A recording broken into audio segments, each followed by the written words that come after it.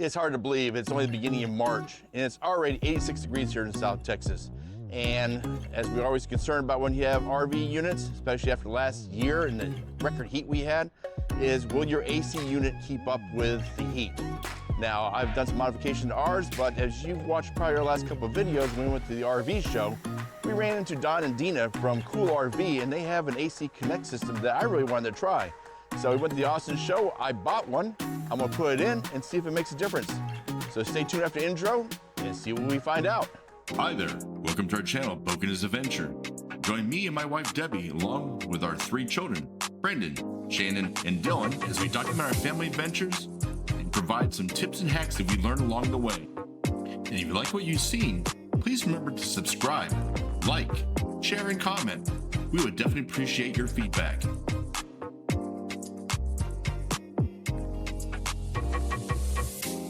Thank you for watching.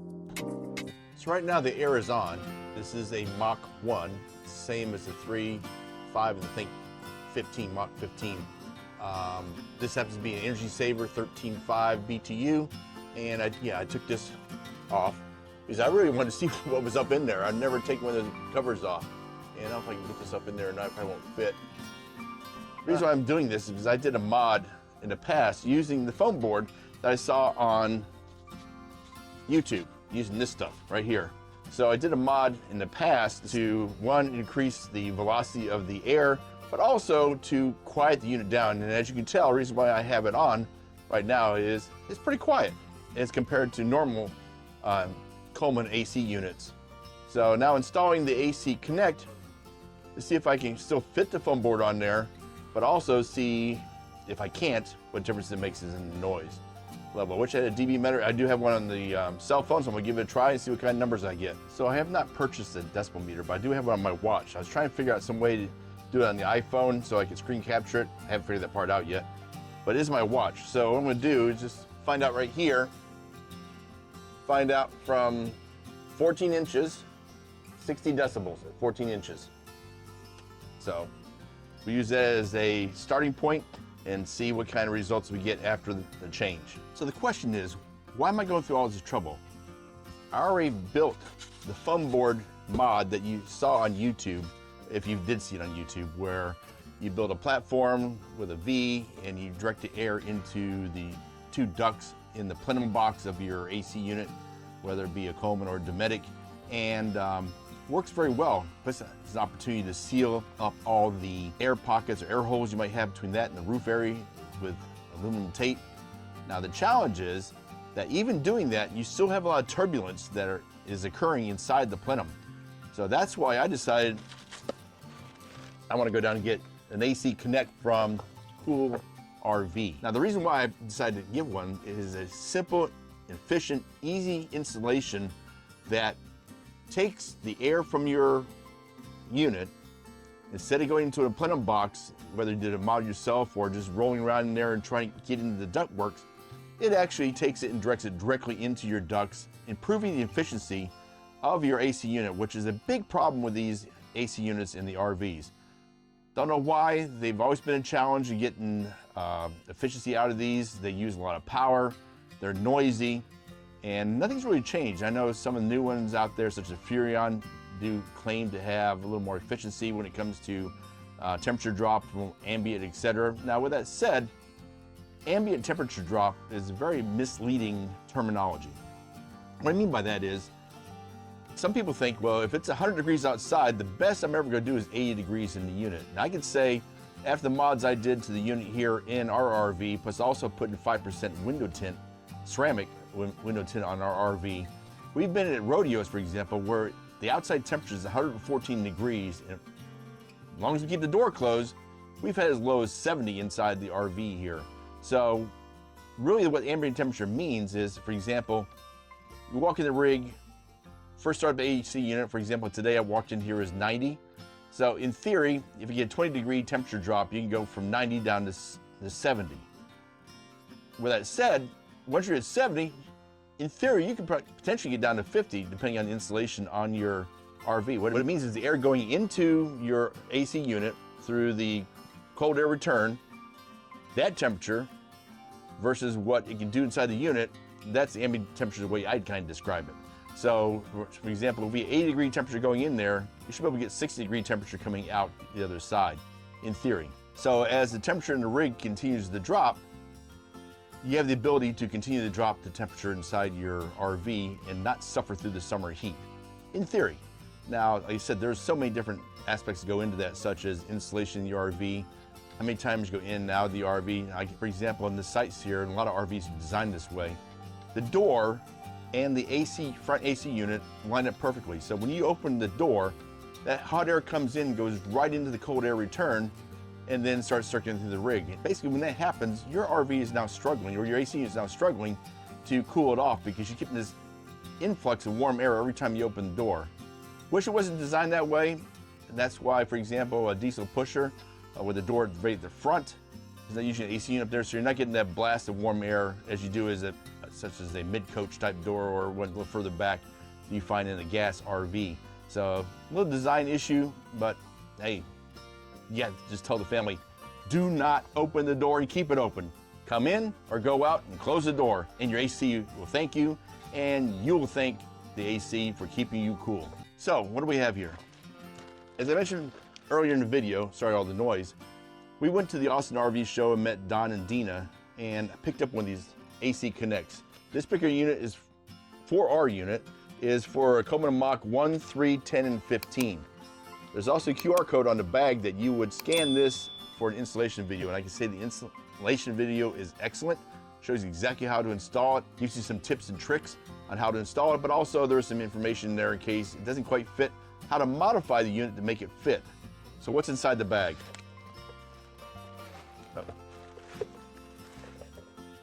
Here it is. It looks like something you get from Star Wars or something, right? It is 2 foil line, basically like dryer vent things that would connects to your bottom of your AC unit. This is where the cold air is coming from your squirrel cage area. These go into your ductwork, right? So left and right. Also includes some foil tape to make sure you insulate and seal it accordingly.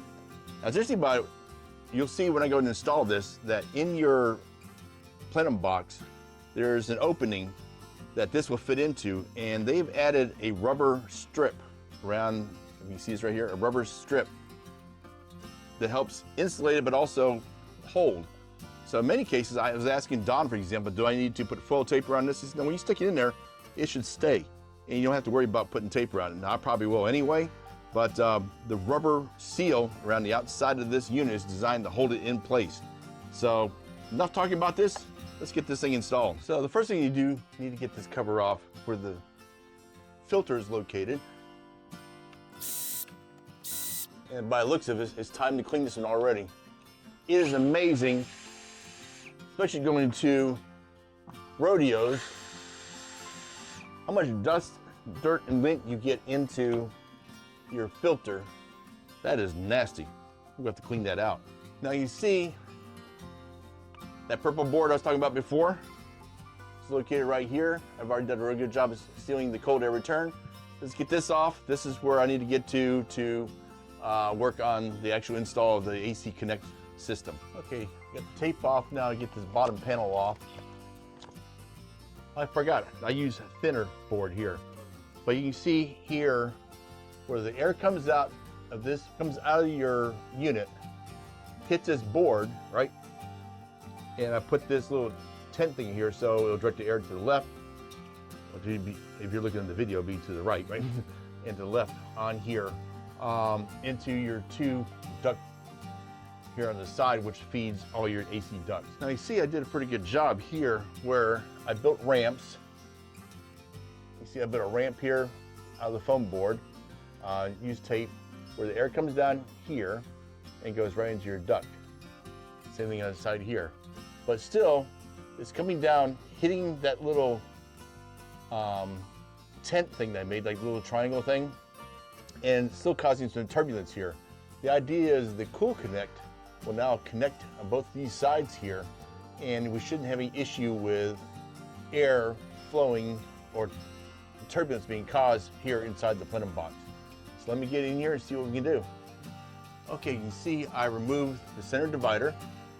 I prepped both sides. I got rid of the wedges that I had here. There was allowing the air to come down this way into each duct. Had to get rid of those. Cleaned up this area here so the AC connect will fit. And now it's time for an install. Now the challenge that I have, typical Winnebago. So if you watch the install video, if this area is too small for the duct, they said usually it's just a tape and you can then push it this way, but actually it's metal in the Winnebago. It's metal on both sides, so I cannot make this hole bigger. So I had to modify the AC duct to fit in these two duct areas because it's a metal frame around here. There's no styrofoam I can get to, etc. It's a metal frame actually built into the plenum box itself. So I had to do some modifications, and I'll show you that here in a second. Now, of course, nothing can ever be easy for our RV, right? It's a 2008 Winnebago Sightseer 35J, and Winnebago does some things that makes it a challenge, so to speak. The good part about it is you can modify these to fit almost every rig. The challenge that I have is, I showed it earlier in the video, is the plenum box is only 3.5 inches deep. And you can see here, this is 5 inches. There's no way it's going to fit from here to here. Even if I go from here to here, this is a 4-inch ductwork, right? So it's already bigger than the space I need. So I had to cut the ring off, the top ring here, I cut that off. I had to notch this for where the squirrel cage is. And then on the ends, since I showed you in the video where the entrance into the ducts is too small for this distance right here, and it's metal, so unless I want to get a sawzall and start cutting, it's going to be a challenge. So I had to modify this. See, I notched it here. So the distance from here and here will fit in the duct. I did make a little wedge here to keep the air from going this way and bypassing this way. I did it on both sides. So let's get this thing installed and see how it works. Okay, I think I got this where I can get these in first. So get that in there. That one's in. Let's get this other one in here.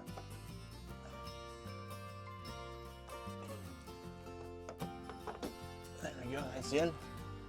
I just have to get this in the main hole right there. And get it up where it belongs.